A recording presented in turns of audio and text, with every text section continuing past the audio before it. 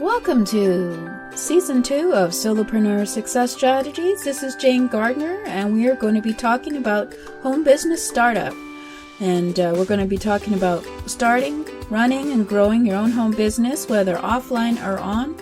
Monday is all about mindset, of course. Tuesday is all about starting a home biz. Wednesday is about selling, sales, and your customer. Thursday is going to be about running your home biz, and Friday will be growing your home business. Saturday is all about putting systems in your business, and Sunday is all about strategy. So subscribe to this daily podcast to help you start, run, and grow your home biz. For more information, go to bo8hb.com. On last episode of You and Your Customer, we were looking at deciding what is the solution that you have from your business and whether or not it will give the outcome that your current customer would want, or are you actually not even thinking about your customer but creating a product or service that maybe no one wants, or are you creating a product or service that has a solution for others, but it doesn't have the quickest, easiest, or the best results for your potential customers, and that is why they won't be interested in it. And so you have to step back and look at your product or service and find out exactly what is the outcome and the end result from using that product or service. And so today we're going to be looking at figuring out what your customer really wants. We are going to be looking at the method of how to understand your customer. So, and then of course, then you go and talk to your customer, potential customers, and see if that's what they really want.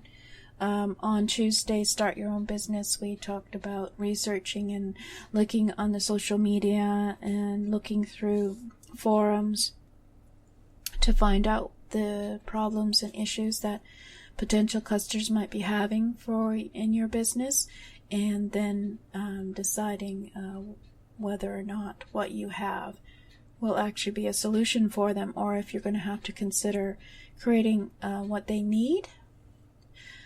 You may think it's what they need, but it's actually you want to create something what they want. So first off, you have to find out what they want. So to do that, first off, you have to start out with your product or service and decide what is your service or product, and write down a list of its features. And besides each feature of your product, write the benefit that it provides for a potential customer. And so the difference here between features and benefits is that a feature is some quality or part of the product itself. The benefit, on the other hand, is the subsequent effect it has on the purchaser's life. So you're always looking at the end result or the outcome for the customer. If there is none, then there is no reason for the customer to buy. For example, let's imagine that your business provides a new kind of contact management system, and it allows people to work together remotely and update in real time. That's its feature. The result is that your workforce can be spread across the globe but informed about what's going on as soon as it happens, thus increasing your business's efficiency. This is the benefit, the efficiency. So for each benefit that you list, ask yourself, who does this feature benefit? In the above example that I mentioned, it benefits businesses that are either international in scale or hire virtual assistants in other parts of the world. So that may not be of interest to someone who's just a one-person office. And if you're already running a business, look at your existing customer data and see what you can find out from looking at your customers and who they are. You may be planning to expand or better target your services, but you can still get some clue by looking at existing customers. So what product or service are selling the best among your existing customers? Are there any differences at different times during the year? How have buying patterns changed over time? And consider which customers buy the most from you and those from whom you've received positive feedback and referrals. One other way to get ideas is to use your intuition and ask yourself, who do you envision to be your ideal customer? Who would you like to be your ideal customer? What demographic groups are most likely to buy from you, and which ones aren't likely to buy? For example, of course, a gamer who wants to learn how to use, Super Mario, that shows my age, is not going to be my customer because I'm not even selling any advice on Super Mario. But a 45-year-old who wants to get a second income business in their life would be one of my customers. So what challenges, problems, questions, or pains will your product or service help them solve? And how do they feel about the products they buy? So these are some of the questions you can ask yourself. And then you can also go ask the questions elsewhere. You could do a survey in a group that you might be in a forum that you might be in. Send out a question that you'd like to be answered. For example, what problems do you have learning your content management system?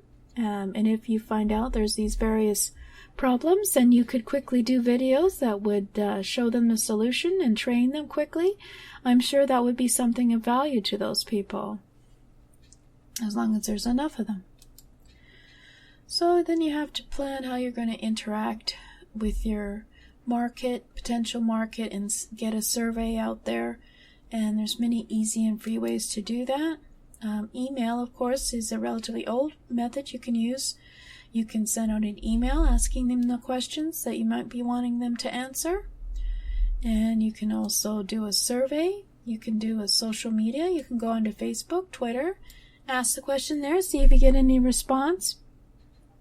Go into specialized forums, as we mentioned before, on the weddings. You could go into a wedding forum and ask if they've have any trouble getting a photographer to come on time, or whatever it is that you have a solution for. And you can also research the customers from within social media. You can easily find out about the demographics of a potential customer by looking at Facebook, Twitter, Instagram, LinkedIn. You can keep in contact with your customers or potential customers, ask them questions, and see what other businesses are doing, what people that are following them, if they're similar to your business, who do the people that follow them, and see what content that they do is popular.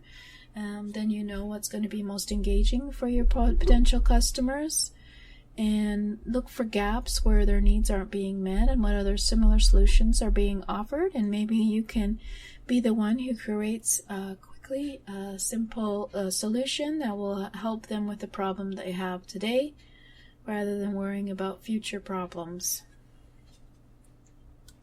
And of course, it's always an easy way to interact with your customer, but you might want to also try going to conferences, events, trade shows, etc., and talk to people, have a coffee with people, maybe have a booth at a trade show and offer gifts or freebies. Have a survey at that booth on the trade show or conference so that it's easy for them to complete it, and gives you lots of feedback on what they really want. So this is one way to do it, and some of the ideas there you can have that you can understand your customer better in order to find out what they really want, because it's all about what your customer really wants. It's not what you think they need. Well, I hope that will give you some ideas to implement in your own business. And if you want more, go to boahb.com and subscribe.